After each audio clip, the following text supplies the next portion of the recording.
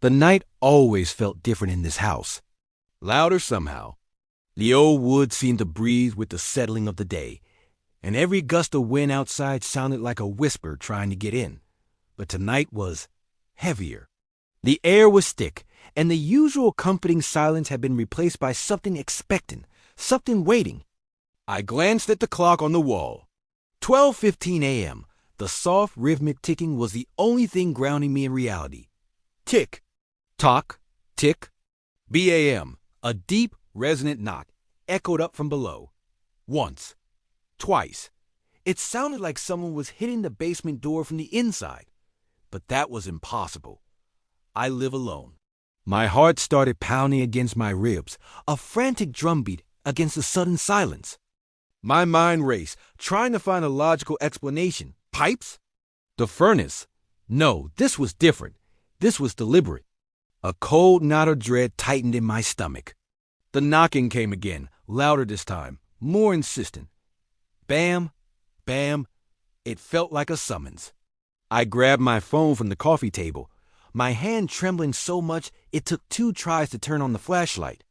The beam cut a nervous, shaky path through the darkness of the living room, illuminating dust motes dancing in the air like tiny, frantic ghosts.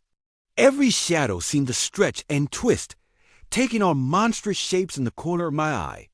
I had to know. I had to see what was making that noise. Slowly, I made my way towards the hallway, my bare feet cold against the hardwood floor. The house groaned around me, a symphony of creaks and groans that I'd never noticed before. The flashlight beam bounced off the walls, the tight corridor feeling like it was closing in on me. The basement door was at the end of the hall, a dark, unassuming rectangle of wood. As I got closer, the knocking stopped. The sudden, absolute silence was somehow worse. It felt like whatever was down there knew I was coming. My hand hesitated over the old brass doorknob. It was cold, colder than it should have been. I could hear my own ragged breathing, loud and harsh in the stillness.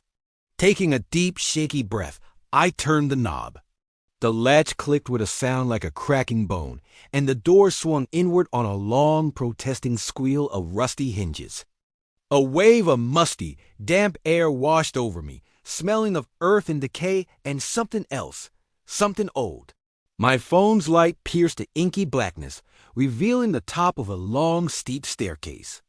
It plunged straight down into the void, the bottom completely swallowed by shadows. Cobwebs, thick as cotton, draped from the ceiling like funeral shrouds.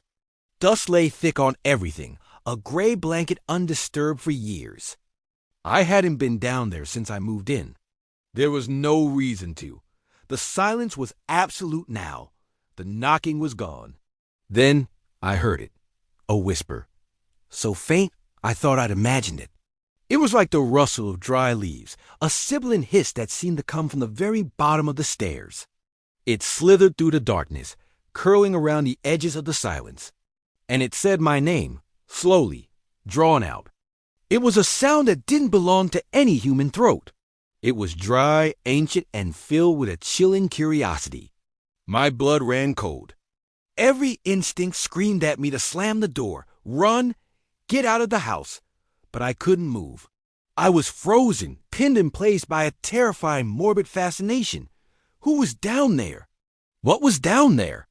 The whisper came again, a little closer this time, a little more defined. My name.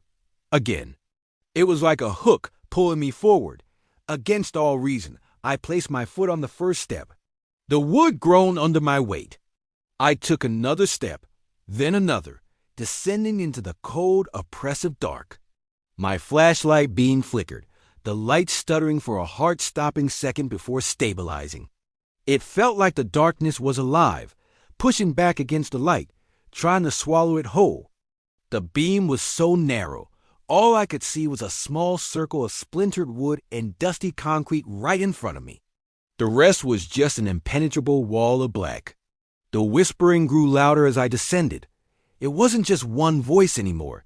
It was many. They overlapped and intertwined, a chorus of dry, rasping whispers all saying my name. Some were high-pitched and thin, others were deep and guttural. They echoed from the stone walls, seeming to come from every direction at once, disorienting me, surrounding me. My light flickered again, more violently this time, and for a moment I was plunged into total blackness, the disembodied voices my only companions. When the light came back on, I was at the bottom. The air was frigid, and the smell of damp earth was overpowering. I swept the beam across the small, cluttered space. Old furniture covered in white sheets stood like silent sentinels. Boxes were stacked against the walls, their contents a mystery. The whispering stopped, and then my light landed on it. In the farthest, darkest corner of the basement, a figure stood. It was tall and unnaturally thin, a silhouette of pure shadow that seemed to absorb the light. It was perfectly still, its posture rigid, its presence radiating ancient, malevolent cold. I couldn't make out any features, just a vaguely human shape cloaked in absolute darkness. As I stared, paralyzed with a fear so profound it stole the air from my lungs, 2 pinpricks of faint, pale light ignited where its eyes should be. They glowed with a soft, phosphorescent light, watching me. Not angry, not threatening, just watching. There was no sudden movement, no lunge. Just that terrible, silent stillness, that awful, knowing gaze. Click. The flashlight went out. This time, it didn't come back on. I was plunged into a blackness so complete it felt like a physical weight pressing in on me from all sides. I couldn't see, couldn't breathe. My heart hammered against my ribs, a wild, panicked bird trapped in a cage. And then I heard it, from upstairs. A deafening slam, the sound of the basement door being thrown shut, the click of the lock turning. I was trapped. I opened my mouth to scream, but only a strangled gasp came out. My breath hitched in my throat, ragged and terrified. Silence descended once more, a heavy, final silence. Then, from the darkness just behind me, came a single soft knock.